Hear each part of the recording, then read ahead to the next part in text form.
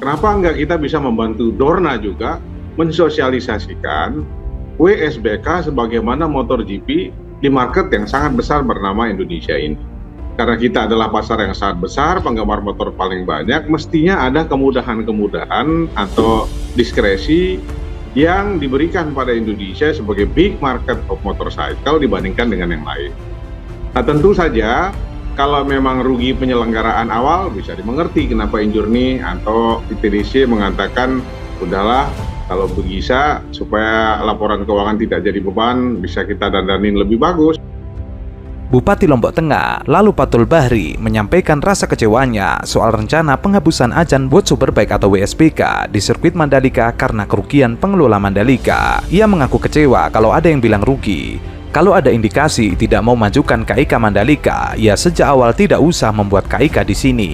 Menurut Patul, sejauh ini pihaknya telah mendukung penuh kegiatan pembangunan KIK Mandalika. Bahkan warga sampai telah merelakan ratusan kuburan tanah moyang mereka dibongkar untuk pembangunan sirkuit Mandalika. Ia mengatakan, ratusan kuburan nenek moyang kami terlanjur dipindahkan dari Mandalika demi terbangunnya sirkuit Mandalika. Ini kita lakukan demi cita-cita Presiden Jokowi. Lalu sekarang dibilang ini rugi. Jelas ini mendiskreditkan kami di Pemda. Padahal pihaknya telah mendukung pengembangan kawasan ekonomi khusus dan pembangunan sirkuit Mandalika dengan ikut dalam menyelesaikan persoalan lahan. Kita tetap berharap event ini justru bagaimana saran masukannya agar eventnya mari kita berjuang bersama menambah. Kita bantu ITDC untuk menambah event-event sehingga fasilitas yang terbangun benar-benar optimal pemanfaatan. Bupati pun menilai bahwa penyelenggaraan dari pihak Injurni yang menyatakan rugi sama halnya dengan mendiskreditkan masyarakat Kabupaten Lombok Tengah sehingga akan berpotensi membuat investor ragu untuk berinvestasi. Akhirnya para investor mikir untuk masuk karena sebuah kerugian besar di Mandalika. Patul menegaskan, sejauh ini Pemkab Lombok Tengah tidak memiliki kapasitas untuk melakukan pengawasan. Masyarakat Lombok Tengah tidak tahu karena tidak ada kapasitas ini dalam laporan mereka. ITDC dan lain-lain banyak juga yang belum tahu tentang pembalap-pembalap WSBK dan lain sebagainya. Tapi setelah kita mengetahui, ternyata tidak kalah serunya dibandingkan MotoGP. Tentu menjadi tantangan buat kita. Kalau MotoGP is very popular, kenapa enggak kita bisa membantu Dorna juga mensosialisasikan WSBK sebagaimana MotoGP di market yang sangat besar bernama Indonesia ini. Karena kita adalah pasar yang sangat besar, penggemar motor paling banyak, mestinya ada kemudahan-kemudahan atau diskresi yang diberikan pada Indonesia sebagai big market of motorcycle dibandingkan dengan yang lain. Nah, tentu saja kalau memang rugi penyelenggaraan awal bisa dimengerti kenapa Injurni atau ITDC mengatakan udahlah kalau bisa supaya laporan keuangan tidak jadi beban bisa kita dandanin lebih bagus mungkin WSBK. Nah, memang mungkin kalau snapshooting pendekatannya bisa saja motor WSBK itu dihilangkan dan saya kira sebagai entitas bisnis ini sangat rasional. Tapi kalau semangat Pak Jokowi dengan menghadirkan Mandalika dengan WSBK dan MotoGP-nya itu adalah semangat positif externality. Event ini mungkin saja awal-awal panitianya rugi, tapi sigmanya atau dampak keseluruhannya itu positif buat masyarakat kita. Travel agencies kita jadi hidup, UKM jadi punya visitor atau pelanggan yang baru dan lain-lain. Jadi sigmanya menurut kami sangat positif dan tentu ada kajian dari Kompas, ada kajian dari BPS yang menjadikan justifikasi itu semua. Nah, kalau ada kekurangan-kekurangan, sekarang mestinya dicari konsultan yang bagus sehingga mampu kita mempopulerkan WSBK ini sebagaimana populernya MotoGP. Dan saya yakin where there is a will, there is a way. Masih banyak BUMN-BUMN kita yang belum mengenal WSBK dan kalau mereka mengenal bukan mustahil seperti Antangin atau Pertamina mau juga berjibaku untuk membantu World Superbike yang tidak kalah serunya dibandingkan MotoGP. Sementara itu, Gubernur Nusa Tenggara Barat Zulkifli Mansyah menanggapi rencana dihapusnya perhelatan World Superbike di sirkuit Mandalika karena menyebabkan kerugian hingga 100 miliar rupiah. Orang nomor satu di NTB itu meminta PT Indonesia Tourism Development Corporation atau ITDC dan PT Mandalika Grand Prix Association untuk tidak melihat soal untung rugi dari penyelenggaraan sebuah event. Mestinya dari awal teman-teman ITDC dan NGPA ini sadar kalau dilihat event penyelenggaraannya pasti rugi, tapi keseluruhannya dampaknya mesti juga dihitung. Ia mengaku tidak sependapat jika WSBK dihapus. Alasannya, keberadaan event baik WSBK maupun MotoGP di Mandalika sangat dirasakan dampaknya bagi daerah dan masyarakat. Kalau penyelenggaraan event awal-awal pasti rugi, nggak ada event di awal-awal pasti untung. Makanya kalau bisa duduk kembali dibahas dan jangan menjadikan sebuah beban. Kesannya ITDC dan MGPA tidak hanya WSBK, tapi MotoGP juga nggak usah, supaya mereka bisa berkonsentrasi di Bali, karena uangnya banyak. Mantan anggota DPR RI ini mengatakan, tidak ingin perhelatan WSBK dan MotoGP dilihat dari sisi bisnis pemerintah, tetapi harus juga dilihat dari dampaknya secara luas dari kegiatan tersebut. Kalau hanya lihat semata eventnya saja, nggak akan untung. Masa setiap kegiatan yang nggak untung kita langsung hentikan? Tapi coba lihat di sisi lain, hotel untung, UKM dan UMKM tumbuh dan hidup, pengusaha untung. Kita orang daerah ini melihat opportunity. Menurutnya, ITDC dan MGPA perlu mengingat bahwa pembangunan sirkuit Mandalika adalah berkat dan dorongan dari Presiden Jokowi. Karena itu ia menilai, mestinya dorongan Presiden Jokowi sebagai langkah awal untuk terus melangkah. Untuk itu, ITDC agar melihat perhelatan kegiatan internasional di sirkuit Mandalika sebagai ajang perluasan jaringan dan koneksi bisnis. Pusat ini jangan hanya karena dorongan Jokowi. Dorongan ini mestinya dimanai dengan langkah awal saja, tapi lihat sebagai kesempatan bagi ITDC untuk berinteraksi dengan banyak kalangan lain di luar. Kendati demikian, Bang Zul mengaku melihat baik ITDC maupun MGPA setengah hati melaksanakan kegiatan semacam itu di sirkuit Mandalika. Kendati demikian, Bang Zul mengaku baik ITDC maupun MGPA serasa setengah hati melaksanakan kegiatan semacam itu di sirkuit Mandalika. Di awal coba lihat, kalau bukan tanggung jawab kita di Pemda, kita yang sibuk. Kalau mereka ITDC dan MGPA itu sebelum H-1 tidak ada kelihatan gairahnya, coba itu diserahkan kepada Pemda. Ia yakin bisa. Untuk itu, Gubernur NTB menyatakan jangan hanya persoalan utang kemudian ITDC meminta tambahan modal. Jangan karena alasan itu mereka minta penambahan dana, enak banget. Ngapain digaji jadi direksi kalau tidak bisa? Sementara itu, calon presiden PDIP Ganjar Pranowo malah membuat masyarakat NTB sakit hati. Pasalnya ia menyebut jasa Presiden Jokowi sangat besar di NTB, salah satunya dengan membangun sirkuit Mandalika. Menurutnya, kehadiran sirkuit Mandalika di Lombok, Nusa Tenggara Barat merupakan berkah bagi warga. Sehingga ia pun mengaku harus mengucapkan terima kasih kepada Jokowi. Ia mengatakan ucapan terima kasih yang luar biasa karena dibuatkan sirkuit Mandalika.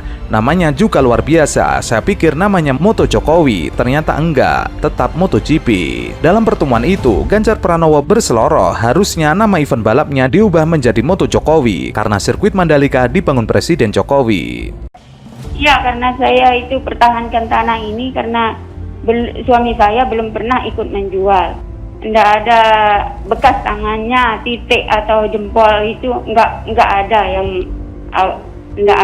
bekasnya tangan. Tidak ada bukti penjualannya.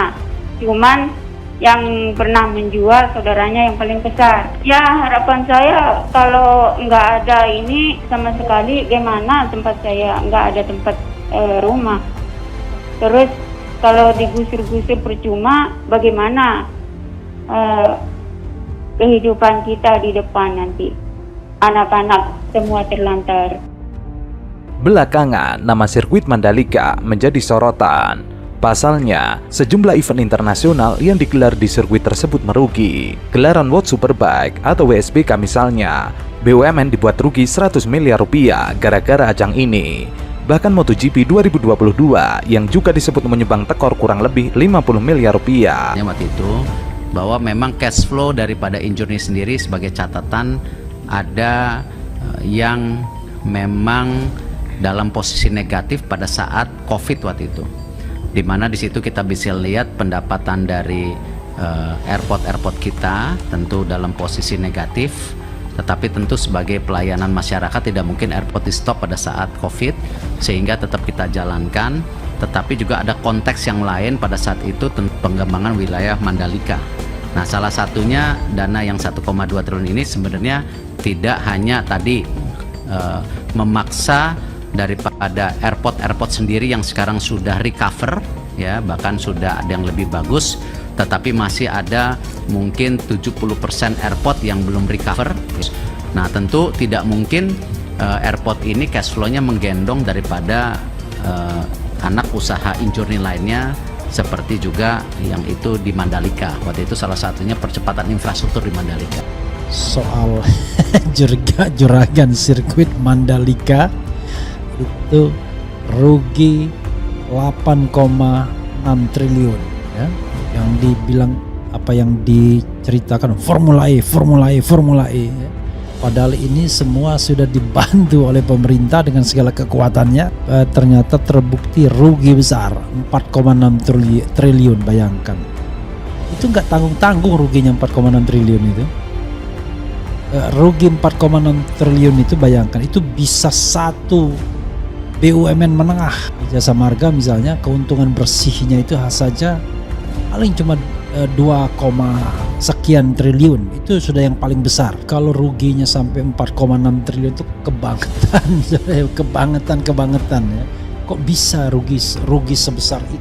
Pembangunan sirkuit Mandalika telah dirancang sejak akhir 2016. Proyeknya dikuasakan oleh PT Pembangunan Pariwisata Indonesia atau Indonesia Tourism Development Corporation (ITDC). Namun, pengerjaannya baru dikerahkan pada tahun 2019. Sirkuit ini direncanakan menjadi tuan rumah MotoGP selama 3 musim, dari musim 2021 sampai 2023, sehingga ditargetkan kelar pada Juni 2020 lalu. Sehingga Lombok sebagai land of speed itu betul-betul positioningnya begitu. Sport tourism akan diadakan di Nusa Tenggara Barat.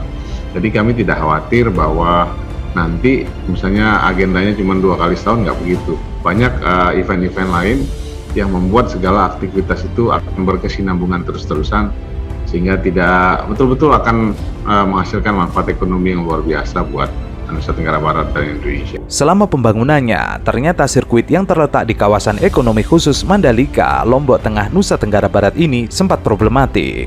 Melansir majalah Tempo, pada Sabtu 3 Oktober 2020, proyek tersebut terbelit masalah pembebasan lahan. Sejumlah penduduk mengklaim memiliki lahan di lokasi di mana kawasan tersebut sedang dilakukan pembangunan. Nilainya mencapai 800 miliar rupiah. Menindaklanjuti laporan tersebut, Komisi Nasional Hak Asasi Manusia atau Komnas HAM kemudian turun ke NTB. Berdasarkan aduan dari warga sekitar proyek, Komisioner Komnas HAM menyebut ada kasus salah bayar ganti rugi. Ada pula yang merasa belum dibayar tapi tanah miliknya sudah digarap. Beberapa di antaranya bahkan sudah memenangi gugatan di pengadilan tingkat banding.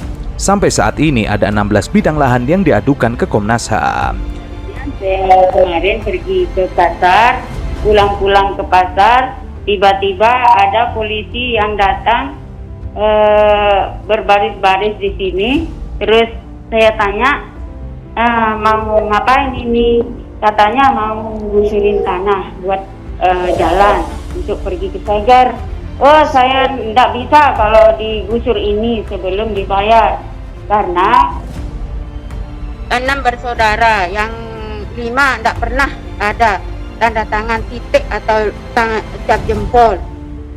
Mereka berlima nggak ada bekas tanda tangannya, makanya saya bisa mempertahankan lahan ini. Ibu dan keluarga tidak pernah menjual karena dia pergi remigrasi ke Sulawesi Selatan dulu. Saudaranya yang satu paling besar itu tinggal di sini. Tiba-tiba tanah ini udah dijual. Ibu, kemarin saya melihat Ibu menghadang alat berat di kawasan ini. Iya. Apa yang Ibu pikirkan waktu itu? Iya, karena saya itu pertahankan tanah ini karena suami saya belum pernah ikut menjual.